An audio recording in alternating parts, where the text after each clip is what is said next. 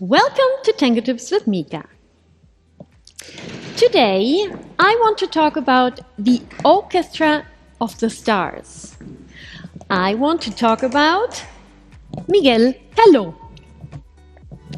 Caló's style can be defined as elegant, expressive, but also dark and mysterious. His orchestra definitely is one of the melodical ones. Miguel Caló started playing the bandoneon in the orchestra of Osvaldo Fresedo, and in fact, his style kind of reminds us of Fresedo's style. However, the difference is in the details. Let's have a look at what Fresedo and Caló have in common and what makes Caló's style absolutely unique. Let's get started. What do they have in common?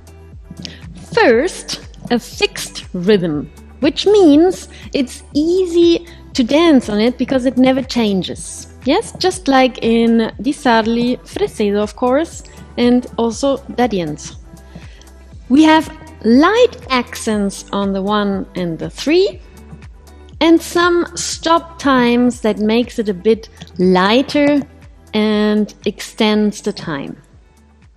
Differences. A huge difference is in the lyrics. Remember what we said about Fresedo's lyrics. They're all happy, romantic, sparkling like a glass of champagne. Some of Caló's lyrics, however, are very dark, even though romantic, but talking about loss and death, still in a romantic way. This darkness is accompanied by a mysterious texture of sounds, especially produced by the bandoneons playing with the left hand, so very low. The Orchestra of the Stars. The outstanding point of Caló's orchestra is La Orquestra de las Estrellas, the Orchestra of the Stars. Miguel Caló kind of collected and supported a lot of young and very talented musicians, including them in his orchestra. When we think of D'Adienzo, for example, there was only one star, and that was D'Adienzo himself. Miguel Caló, on the other hand, gave a lot of space to all these different talents and collected different stars for his orchestra. On the one hand, he gave them a lot of spaces for solo parts where they could shine in all their glory and expressiveness. Secondly, many of these young musicians had the possibility to compose for Caló's orchestra. And then, of course, thirdly, there were the singers who were huge stars. So all of this added to a lot of expressiveness, which definitely defines Caló's style. A curious fact, by the way, is that many of these young talents, after having played with Caló, founded their own orchestras, like, for example, Francini Pointier. I want to share with you one example of these expressive and unique solos. Especially the violin and the piano had a lot of beautiful solo parts, and I would like to share with you one example from the tango song La Maleva, where the piano shines in its unique expressiveness. Enjoy.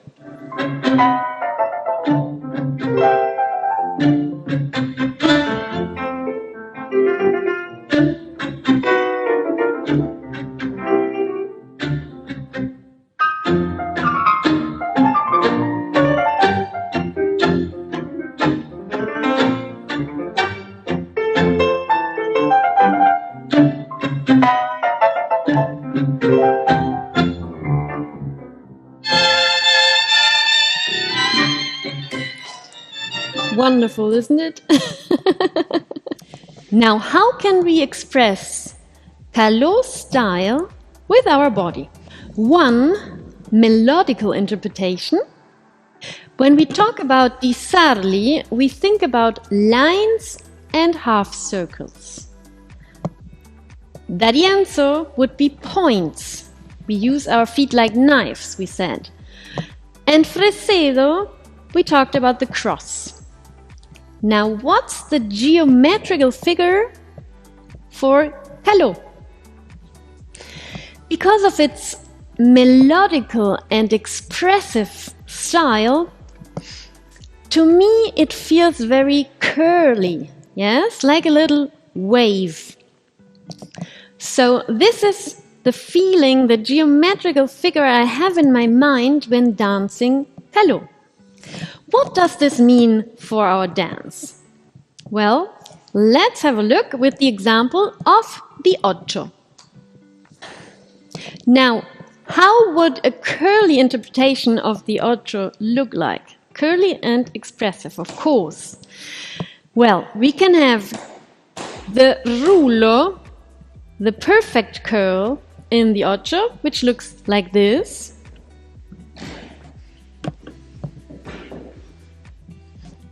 Or we could have a little cross behind and a little enrosque crossing in front.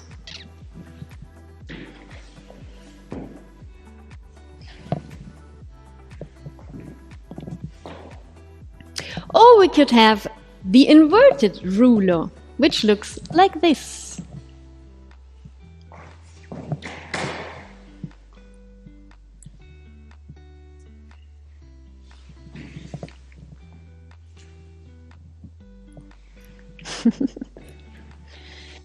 Remember that we are talking about melodical embellishments, right? And this requires also a suspension in time, yes? Time is flexible because we are dancing the melody. We are embellishing the melody. 2, rhythmical interpretation. Now, even though the expression and the melody is very dominant, we can still use some rhythmical elements like we have been doing in Fresedo, for example. So, let's have a look. We can use the change of weight in the patito position as a rhythmical expression. And I can pronounce it with a little tap of the heel.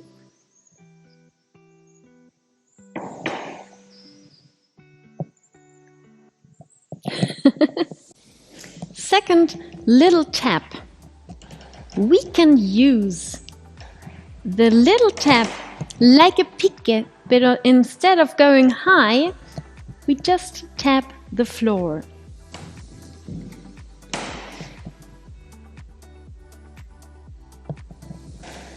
And 3, the cross. Like in Fresedo, we can use that little cross.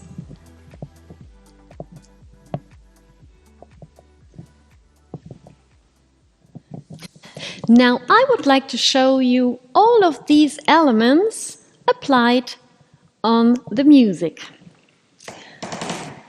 Let's get started.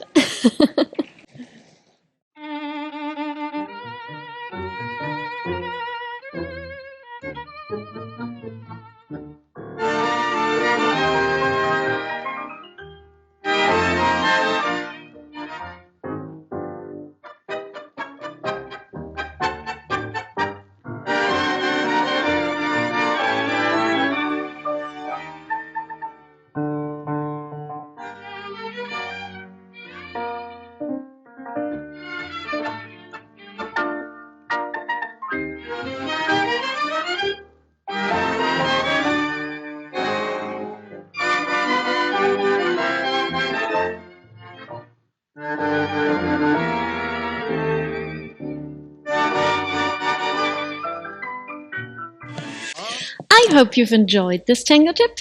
Remember, always always, the difference is in the detail. And this is what I learned from preparing this tip about Caló. Let me know what you want me to talk about next. Which orchestra would you like me to talk about? Comment below, and also please help us by liking and sharing. And if you want to receive the next Tango tips as soon as they get out, subscribe to our website. You will also receive a free lesson and information about our magical ladies tango trips to Buenos Aires. We are going to have one coming up now in October this year, and in next year in February, March and October. So check out our dates and see you next time.